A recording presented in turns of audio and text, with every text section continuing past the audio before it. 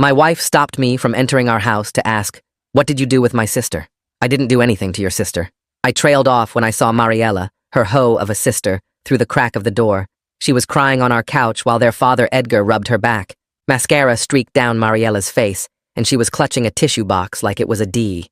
The living room looked like a war zone with wedding magazines scattered everywhere, and what looked like a ripped veil on the coffee table. "Wait, what's going on here? Did she say I did something? I promise you I'd never sleep with her. Her hoo-ha stinks." I tried to push past Jordan, but she held firm. "I can't believe you're trying to act innocent." She wound up and slapped me across the face. The sting spread across my cheek as she continued, "Never come back here again." The door slammed in my face. I stood there stunned on my own porch, trying to process what just happened. Jordan and I had been married for 5 years. Mariella was supposed to get married next month to some investment banker named Chad. What could I have possibly done to cause this scene? Then I remembered I needed to get my dog. Rex was probably confused by all the yelling, and I wasn't leaving without him. He was a German Shepherd I'd raised from a puppy before I even met Jordan. I knocked on the door, trying to stay calm. After a minute, it opened, but instead of Jordan, it was Mariella. Her face was red and puffy from crying. She looked at me with pure hatred. "Why can't you understand to just leave us alone? You ruined everything. You're a disgusting pervert who can't stay out of people's business." She was practically screaming. "I don't want to be in your fishy business. Can I just get my dog back?" I managed to squeeze in between her rants. She slammed the door again. I could hear Rex barking inside, which made me more determined. I knocked again, then again. For 30 minutes I stood there knocking and calling for my dog. The neighbors were starting to peek through their curtains. Mrs. Henderson from across the street was pretending to water her plants while watching the drama unfold. Finally, the door flew open and Edgar stormed out. Jordan's father was a big man who'd worked construction his whole life. Before I could react, he grabbed my arm and twisted it behind my back. He marched me to my car and slammed me against the hood. The metal was still warm from the sun, and my cheek pressed against it painfully. "No police can save you after what you did to my daughter's wedding." His breath was hot on my neck. That's when it clicked. The wedding magazines, Mariella's tears, the accusation about ruining everything. It all made sense now. Wait, is this because I told her husband that she was cheating on him? Edgar's grip got even tighter on my arm, and I could feel his fingers digging into my skin. "Yeah, I told Chad about Mariella cheating with that guy from her gym." I gasped out, my face still pressed against the warm metal of my car hood. His face turned an even darker shade of red, and he shoved me harder against the car, making the whole thing rock on its tires. Rex was barking like crazy inside the house now, probably sensing something was really wrong. "You destroyed my daughter's life over what? Being a snitch?" Edgar's voice was right in my ear, spit hitting my neck as he talked. I tried to turn my head to explain that Chad deserved to know before he married a cheater, but Edgar just pressed down harder, making my ribs hurt against the hood. Mrs. Henderson had completely given up any pretense of watering her plants and was just standing there in her front yard, garden hose in hand, staring at us with her mouth hanging open. Edgar finally let me go with one last hard shove that sent me stumbling toward my car door. "Get off my property and never come back," he said, standing there with his arms crossed like some kind of bouncer. I grabbed the door handle to steady myself while my arm throbbed where he'd grabbed it, and I could already feel the bruises forming under my shirt. My hands were shaking as I fumbled with my keys and got into the driver's seat. Edgar stood there watching me the whole time, making sure I actually left. I backed out of the driveway and drove maybe 3 blocks before I had to pull into a grocery store parking lot because my hands were shaking too bad to drive safely. I sat there in my car, trying to process everything that had just happened in the last hour. My phone started buzzing on the passenger seat, and I saw text after text from Jordan popping up on the screen. I picked it up and scrolled through them, each one worse than the last. She called me a homewrecker, said I was dead to her, told me I'd ruined everything, and said she never wanted to see me again. The last one just said I was the worst mistake of her life. I realized with a sick feeling in my stomach that I had nowhere to go tonight since I obviously couldn't go back to my own house. I scrolled through my contacts and called Jackson, my buddy from high school who'd been in my wedding party. He picked up on the second ring, and I could hear a TV in the background. "Hey man, I need a place to crash tonight," I said, trying to keep my voice steady. Jordan kicked me out. There was a pause, and then Jackson said he'd text me his address since he'd moved recently, and to come right over. I drove across town to Jackson's apartment complex, a nice place with a pool and everything. He met me at the door and took one look at my face before stepping aside to let me in. His wife Katie was sitting on the couch, and she got up when she saw me, asking if I was okay. I sat down on their couch and finally told them the whole story from the beginning. About 3 weeks ago, I'd gone to the gym after work, the one near the mall that Mariella went to. I wasn't looking for her or anything, just trying to get my workout in, But when I was leaving, I saw her in the parking lot with this musclehead trainer, and they definitely weren't talking about workout routines. They were all over each other, making out against his truck like a couple of teenagers who couldn't wait to get home. His hands were all over her, and she was practically climbing him. I'd taken a quick video on my phone because I couldn't believe what I was seeing. Mariella was supposed to be getting married to Chad in a month, and here she was dry humping some gym bro in broad daylight. Katie brought me a beer from their fridge and sat back down, shaking her head as I continued the story. "You did the right thing telling Chad," she said when I finished explaining how I'd sent him the video yesterday. "He deserved to know before the wedding." Jackson agreed and said Mariella was trash for cheating in the first place. They showed me to their spare bedroom and gave me some towels for the morning. That night, I lay in their guest bed, staring at the ceiling, unable to sleep. All I could think about was Rex alone in that house with all those angry people. He was probably so confused and scared with all the yelling and drama that had happened. He'd never been away from me for more than a day or two when I went on business trips. I grabbed my phone and texted Jordan, asking if I could at least come get my dog since he had nothing to do with any of this. I watched the message show as delivered, but she never responded. The next morning, I woke up early and called the non-emergency police line while Jackson and Katie were getting ready for work. The officer who answered listened to my situation and said they could do something called a civil standby, where an officer would come with me to get essential items from the house. She said they could schedule it for 2 days from now if that worked for me. I agreed and wrote down the case number she gave me. After I hung up, I tried calling Jordan to let her know about the civil standby, but the call wouldn't go through. I tried again and got a message saying the number I was calling wasn't accepting calls from me. She'd blocked me. I tried calling Edgar's phone and got the same thing. Then Mariella's number, same result. They'd all blocked me completely, cutting me off from my own family after 5 years of marriage. The only way I could even try to communicate was through email, which felt completely insane. I opened my laptop and typed out an email to Jordan, trying to be reasonable and calm. I explained that Rex was legally mine since I'd adopted him 2 years before we even met. I'd raised him from an 8-week-old puppy, paid all his vet bills, and had all the paperwork in my name. I attached photos of his adoption papers from the shelter, his microchip registration, and years of vet records all showing me as the sole owner. I asked her to please be reasonable about this, since Rex was innocent in all of this drama. About an hour later, I got her response, just one line that made my stomach drop. "You destroyed my family. You get nothing." I stared at the screen for a few seconds before closing the laptop and pushing it away from me on Jackson's kitchen table. Katie walked over with a fresh cup of coffee and set it down next to me, then pulled out a chair and sat down. She worked as a paralegal at a law firm downtown and had seen tons of family fights turn into huge legal messes. She told me I needed to start saving everything right now, every text, every email, every nasty message they sent me. I grabbed my phone and started taking screenshots of all the texts from yesterday, the ones where Jordan called me a homewrecker and said I was dead to her and that I was the worst mistake of her life. Katie showed me how to back them up to the cloud and also email them to myself so I'd have multiple copies. She said family disputes could get really ugly, really fast, and I needed to protect myself with documentation. I spent the next hour going through my phone and saving everything while Katie made breakfast for all of us. My phone started ringing while I was eating, and I didn't recognize the number but decided to answer it anyway. It was Chad, and his voice sounded tired and rough like he hadn't slept much. He thanked me for telling him the truth about Mariella and said he'd had some suspicions, but needed actual proof before he could do anything about it. He told me he was calling off the wedding completely and had already started telling people it was canceled. I could hear papers shuffling in the background while he talked, and he said he was going through all the contracts trying to figure out what deposits he could get back. He explained that when he first confronted Mariella with the video I'd sent him, she tried to deny everything and said it must have been someone who looked like her. Then, when he showed her the clear shot of her face, she changed her story and said she was drunk, and it was just one mistake that didn't mean anything. But he kept pushing, and finally she admitted she'd been seeing the gym trainer for 3 months, meeting up with him 2 or 3 times a week when she said she was at yoga or book club or visiting friends. Chad said the wedding vendors were being pretty understanding, and some were giving him partial refunds, since there was still a month before the wedding date. I felt bad for the guy losing all that money, but also felt vindicated that I'd done the right thing by telling him. After I hung up with Chad, I remembered our house had one of those doorbell cameras that recorded everything, and I still had the app on my phone. I opened it up and scrolled back to yesterday afternoon when Edgar had grabbed me and slammed me against my car. The footage was crystal clear, showing him twisting my arm behind my back and pushing me against the hood while I wasn't fighting back at all, just trying to leave. You could even see Mrs. Henderson in the background watching the whole thing from her yard. I downloaded the video to my phone and made multiple backups of it just like Katie had shown me with the texts. 2 days passed with more angry emails from Jordan and nothing about Rex, Then finally the police officer called to confirm our appointment for the civil standby.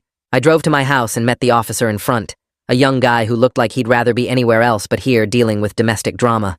Jordan answered the door with Edgar right behind her, both of them glaring at me like I was some kind of criminal who'd broken into their house. The officer explained in a bored voice that I was just there to collect essential items and my dog, and that everyone needed to stay calm and civil. Jordan immediately said Rex was her dog too since we were married and had been together for 5 years. I pulled out my phone and showed the officer the photos I'd saved of Rex's adoption paperwork from the shelter, dated 2 years before I'd even met Jordan, plus all his vet records with only my name on them and the microchip registration showing me as the sole owner. The officer looked at the papers and said it seemed pretty clear to him, but he couldn't force her to hand over the dog since this was a civil matter that needed to be handled in court. I wanted to scream, but forced myself to stay calm and asked if I could at least get some of my stuff from inside. The officer nodded, and Jordan stepped aside to let us in, but Edgar followed right behind me the whole time like he was making sure I didn't take anything that wasn't mine. I grabbed some clothes from the bedroom dresser and shoved them in a bag, then got my laptop from the home office and some important documents from the filing cabinet like my passport and birth certificate and tax returns. When I went to the laundry room to get Rex's leash and his special food for his sensitive stomach, Jordan physically stepped in front of me and blocked the doorway with her arms crossed. The officer suggested we should probably resolve the dog situation in court if we couldn't agree, and that I had enough stuff for now, so we should go. Back at Jackson's apartment, I threw the bag of clothes on the floor and slumped on the couch, completely devastated about leaving Rex behind again. Katie came over and sat next to me, then pulled out her phone and looked up a contact. She gave me the name of a divorce attorney named Hudson Fontana, who worked at a firm that handled messy family cases and said he was really good at dealing with complicated situations. I called his office right away and made an appointment for the next morning. Hudson's office was in a tall building downtown, and he turned out to be this older guy with gray hair who looked like he'd seen everything. I told him the whole story from the beginning and showed him all the documentation I'd saved, the texts, the emails, the doorbell camera footage, and all of Rex's paperwork. He reviewed everything carefully and said I had a really strong case for getting Rex back since I had clear proof of sole ownership from before the marriage. He also said Edgar assaulting me could be grounds for a restraining order if I wanted to pursue that. We decided to start with a formal demand letter to Jordan, requiring her to return Rex within 48 hours, or we'd file for emergency possession in court. Hudson said he'd have it ready by the end of the day and would send it by certified mail and email to make sure she got it. I was walking back to my car when my phone buzzed with a text from an unknown number. It was Mrs. Henderson saying she'd seen everything that happened with Edgar and would be willing to provide a witness statement if I needed it for court or anything else. She said Edgar had no right to put his hands on me like that, and she was appalled by the whole situation. I texted her back thanking her and immediately forwarded her contact information to Hudson so he could follow up with her about getting a formal statement. Hudson called me that afternoon to say the demand letter was ready, and he'd already sent it by certified mail to Jordan's house, plus emailed it to her personal account. The letter laid out everything clearly, how Rex was mine before the marriage with all the adoption papers and vet records proving it, and she had 48 hours to return him, or we'd file for emergency possession in court. He also mentioned we had video evidence of Edgar assaulting me and Mrs. Henderson as a witness who saw the whole thing, which might help them realize this wasn't just going away. I spent the rest of the day refreshing my email and checking my phone every 5 minutes, hoping Jordan would come to her senses and just give me my dog back. That evening, while I was eating takeout at Jackson's kitchen table, my phone started blowing up with texts from mutual friends asking what was going on. I opened Facebook and saw Mariella had posted this long, dramatic thing about how her wedding was ruined by a jealous family member who couldn't stand to see her happy and wanted to destroy her life out of pure spite. She didn't use my name, but everyone who knew us could figure out she meant me, and the comments were already piling up with people offering sympathy and calling whoever did this to her a monster. My first instinct was to comment with screenshots of her cheating texts, or post my own version telling everyone the truth about her sleeping with the gym trainer for 3 months. Katie saw me typing and grabbed my phone, telling me not to sink to their level and that posting drama online would just make me look bad in court. Instead, I started texting close friends one by one, explaining what really happened, how I'd caught Mariella cheating and told Chad because he deserved to know before marrying her. Most of them were shocked, but said I did the right thing, that Chad had a right to know what he was getting into, though a couple said I should have minded my own business and let them work it out themselves. The next morning, I woke up to an email from Jordan saying she'd give Rex back, but only if I signed this document her lawyer drafted saying I wouldn't discuss Mariella's personal matters with anyone ever again. I forwarded it to Hudson, who called me within 10 minutes saying absolutely not, that signing anything limiting my right to speak truthfully about what happened would be a huge mistake. He drafted a response declining their offer and reiterating that Rex was my property and needed to be returned immediately without conditions. That afternoon, Chad called me sounding stressed, saying Edgar had been calling him non-stop, demanding he pay for all the canceled wedding expenses since he was the one who called it off. Edgar was threatening to sue him for the deposits they'd lost on the venue and catering and everything else, even though it was Mariella who cheated and caused the whole mess. Chad was thinking about getting a restraining order against Edgar and wanted to know if I'd had similar problems with him making threats. I told him about Edgar grabbing me and slamming me against my car, and we realized Edgar had been harassing both of us, trying to intimidate us into backing down. 3 days passed with no response to the demand letter. Then Hudson got an email from a lawyer representing Jordan saying Rex was marital property, since we'd been married 5 years, and she had equal claim to him. They were refusing to return him, and said if we wanted to pursue this further, we'd have to go through the courts. Hudson wasn't surprised, and said we'd file for emergency possession right away, that judges usually sided with whoever owned the pet before marriage, especially with clear documentation like we had. I couldn't stop thinking about Rex stuck in that house, probably confused about why I hadn't come back for him. So I drove by my old street that evening just to check on him. When I pulled up, I could see him in the backyard through the fence, and the second he saw my car, he ran over and started whimpering and pawing at the gate trying to get to me. It killed me to see him like that, desperately wanting to come with me. So I got out and walked to the fence to pet him through the slats. He was crying and licking my hand, and I had to force myself not to just open the gate and take him, but I pulled out my phone and recorded him going crazy, trying to get to me as evidence that I was his primary human. Jordan must have seen me because she came storming out the back door yelling at me to get off her property. So I got back in my car and drove away with Rex still crying at the fence. Hudson filed the emergency motion the next day, and we got a hearing date for the following week, which felt like forever to wait, but he said it was actually pretty fast for the court system. He was confident we'd win since I had all the ownership documents from before the marriage, and now video showing Rex's clear preference for me, saying judges took pet custody seriously and usually ruled based on who had the stronger claim. While all this was happening, I realized I couldn't stay at Jackson and Katie's forever. They'd been amazing, but sleeping in their spare room was only supposed to be temporary. I started looking for apartments online and found a place about 20 minutes away that allowed dogs and had a small yard, so I put down a deposit and planned to move in the next month. That night, I was scrolling Instagram when I got a message from some guy I didn't recognize, but when I opened it, I realized it was the trainer from Mariella's gym. He said Mariella had told him she was single when they started hooking up, and he had no idea she was engaged to someone else until everything blew up. He felt bad about the whole situation and said if I needed him to testify or provide a statement that Mariella pursued him and lied about her relationship status, he'd be willing to help. I saved his message in case I needed it later, but honestly, I just wanted my dog back more than anything else. The day before the hearing, my phone buzzed with an email from Jordan saying we needed to talk about dividing everything, not just Rex, that she wanted to discuss the house and our bank accounts and all our stuff. Hudson called me right after I forwarded it to him and told me not to meet with her alone under any circumstances, that this was probably an attempt to get me to agree to something stupid before court. The hearing was at 9 in the morning and I barely slept the night before thinking about Rex stuck in that house without me. I got to the courthouse early and sat in my car watching other people walk in for their own problems, while Hudson texted that he was 5 minutes out. The courtroom was smaller than I expected with wood paneling and uncomfortable benches that made my back hurt immediately. The judge looked tired already, and it was only 9:30 when our case got called up. Hudson handed over all our evidence, including the adoption papers, vet records showing I paid for everything, and the video of Rex going crazy trying to get to me through the fence. The judge flipped through the papers, while Jordan's lawyer argued that pets acquired during marriage were joint property, regardless of who bought them. I could see Jordan sitting at the other table refusing to look at me while her lawyer talked. The judge cut him off mid-sentence and said this was clearly my dog from before the marriage, and he couldn't believe this was even taking up court time. He ordered Jordan to return Rex within 24 hours, or face contempt charges. My eyes got watery, but I managed not to actually cry in the courtroom. Hudson shook my hand outside and said he'd arrange for police to come with me tomorrow to make sure there were no problems getting Rex back. That night, I actually slept okay, knowing I'd have my dog back soon. The next morning, a cop met me at my old house and knocked on the door while I stood behind him on the porch. Jordan answered, looking mad as hell, but she couldn't do anything with the officer standing right there holding the court order. She disappeared inside, and I could hear Rex barking, and then his nails clicking on the hardwood as he ran toward the door. The second he saw me, he went absolutely crazy, jumping up and putting his paws on my chest while crying these high-pitched whines I'd never heard him make before. His whole body was shaking, and he kept licking my face and hands like he couldn't believe I was really there.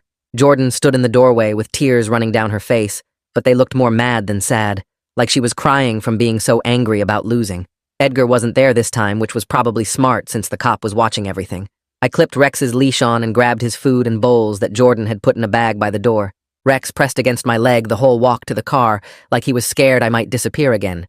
The apartment I'd rented was ready, and I took Rex there straight from picking him up. He sniffed around confused at first, checking every room and then coming back to find me like he was making sure I was still there. I'd bought him a new bed and some toys at the pet store the day before, trying to make it feel more like home for him. That first night, he wouldn't sleep in his new bed, instead pressing himself against my leg on my bed like he needed to touch me to know I wasn't going anywhere. 3 days later, my phone lit up with a text from Chad saying he'd started seeing a therapist to deal with everything and asking if I wanted to grab a beer sometime to talk. It felt weird that I might become friends with the guy who was supposed to marry my sister-in-law, but we were the only two people who'd stood up to their family's lies. Hudson called that week saying we needed to start working on divorce paperwork, since it was obvious Jordan and I were done after she chose her cheating sister over her husband, who just told the truth. The marriage was broken beyond fixing at this point. I was at Jackson's place helping him install a new TV mount when we heard pounding on the door and Mariella screaming my name from outside. Katie looked through the peephole and said absolutely not, that she wasn't letting that crazy woman in their home. Mariella kept screaming that I ruined her life and she needed to talk to me right now. Katie opened the door just enough to tell her to leave or she'd call the cops. Mariella tried to push past her, but Katie blocked the doorway and pulled out her phone to actually dial 911. Mariella finally left, but not before screaming more stuff about how I destroyed everything. Jackson went online that night and ordered a doorbell camera so they could see who was outside before opening the door again. 2 weeks later, I was eating lunch when some guy I'd never seen before walked up to my table and handed me an envelope. Inside were divorce papers with Jordan listed as the petitioner asking for the house and half of everything else we owned. Hudson wasn't surprised when I called him and said her filing first didn't matter, since we'd end up with the same result either way. We'd fight for a fair split of everything. The mediation was scheduled for a month later in some boring conference room downtown. Jordan finally looked at me for the first time since court and said she knew Mariella had been cheating the whole time, but family comes first, no matter what. She said I betrayed that basic rule by going to Chad instead of keeping it in the family where it belonged. I sat there realizing we had completely different values about basic right and wrong. The mediator cleared his throat and pushed papers across the table showing our assets and debts, while I tried not to look at Jordan, who kept wiping her eyes with tissues. We both knew the house was too expensive for either of us alone, so agreeing to sell it took about 5 minutes of discussion with the mediator writing down the terms. The rest of our stuff got divided pretty fast since we both just wanted this done, and neither of us fought over the furniture or kitchen stuff or any of that. Rex stayed curled at my feet through the whole meeting, and I kept reaching down to pet him whenever things got tense. That night my phone buzzed with a text from Edgar saying I wasn't welcome at any family events anymore, and he'd make sure everyone knew what kind of man I really was. I screenshot it and sent it to Hudson, who said to save everything in case we needed that restraining order later, but I didn't respond to Edgar, since there was nothing left to say. The house went on the market 2 weeks later, and sold way faster than we expected, with some young couple offering full asking price, which meant I had enough for a down payment on a small townhouse across town. Rex ran around the new backyard sniffing every corner while I unpacked boxes, and tried not to think about how different everything was from just a few months ago. The best part was being away from Mrs. Henderson and her constant watching since my new neighbors minded their own business and didn't pretend to water plants while staring at me. Chad texted asking if I wanted to grab that beer he mentioned, and we met at a sports bar downtown where he pulled out his phone to show me texts from Mariella. She was begging him to take her back and blaming everything on me, saying I poisoned him against her and made up lies about the trainer, which made us both laugh since we knew the truth. He scrolled through message after message of her saying she never loved the trainer, and it was just a mistake, and I was jealous of her happiness, which was so crazy, we ordered another round. 3 months crawled by with paperwork and waiting, but finally the divorce got finalized, and I stood outside the courthouse holding the papers that said my marriage was officially over. My chest felt heavy, but also lighter somehow, like I could breathe better, even though part of me was sad about how everything ended. A week later, I was grabbing milk at the grocery store when I turned the corner and almost ran my cart into Mariella, who immediately started yelling that I was a homewrecker. Other shoppers stopped to stare while she kept going on about how I ruined her life and destroyed her wedding and couldn't stand to see her happy. I just turned my cart around and walked away while she kept screaming behind me until a security guard came over asking if I needed help, but I just wanted to get out of there. Katie called me a few days later saying she wanted me to meet her friend Daniela Stewart, who just moved here for a job at the hospital and thought we'd get along.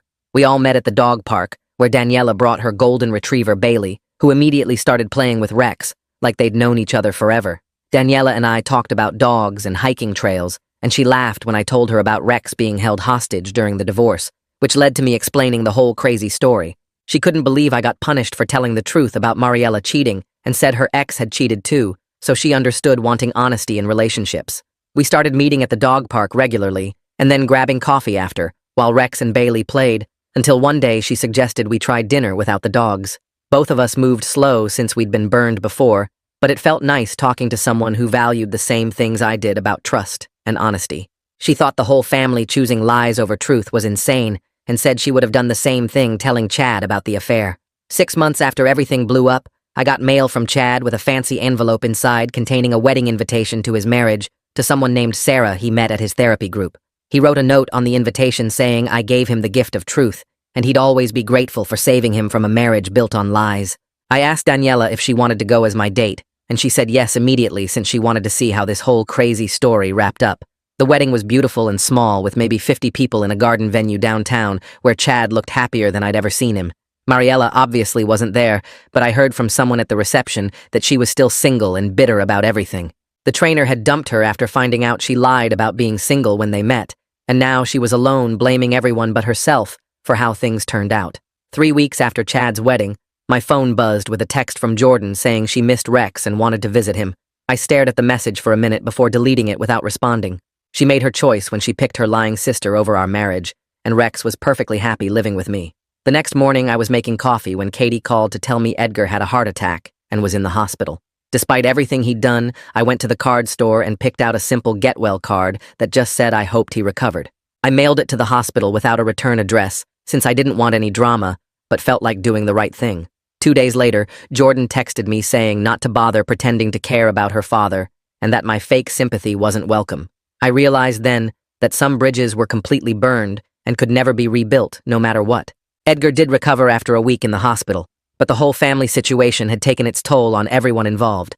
I ran into one of their neighbors at the hardware store who told me Edgar and Mariella barely spoke anymore. The canceled wedding had cost the family over $20,000 in lost deposits, and Edgar blamed Mariella for the whole mess. Sometimes consequences really do catch up with people, even if it takes a while. Meanwhile, things with Daniela kept getting better, and after dating for about a year, we decided to move in together. Rex was thrilled about the arrangement, especially since it meant Bailey would be living with us too. We joked that the dogs had planned the whole thing just to become roommates since they were inseparable at the dog park. Finding a rental that allowed 2 big dogs took some work, but we eventually found a nice house with a huge backyard. The dogs spent hours chasing each other around while we unpacked boxes and figured out how to merge 2 lives into one space. Work had been going really well too, since I could finally focus without all the family drama hanging over my head. My boss pulled me aside one afternoon and offered me a promotion to senior project manager with a nice raise. He said I seemed happier and more confident lately, which was making a difference in my performance.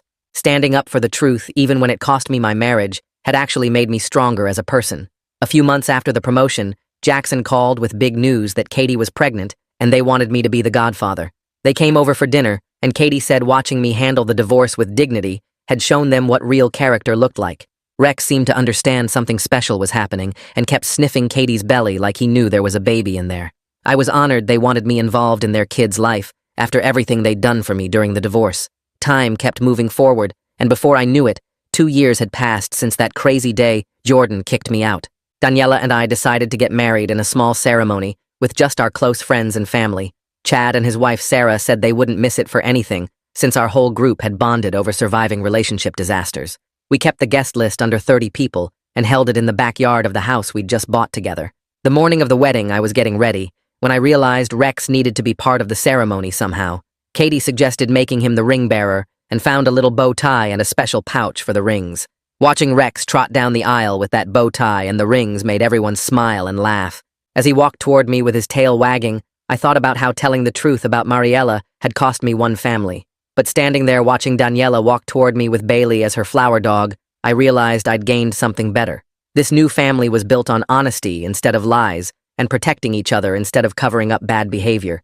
The ceremony was perfect and simple, with Jackson as my best man and Katie as Daniela's maid of honor. Chad gave a toast at the reception about how exposing lies had led all of us to find better lives with better people. Even Rex seemed to understand this was a special day, as he stayed right by my side the whole time. Thanks for sticking with me through all this. It's definitely been a journey worth sharing. Until we meet again, folks. If you made it to the end, drop a comment. I love reading all your comments.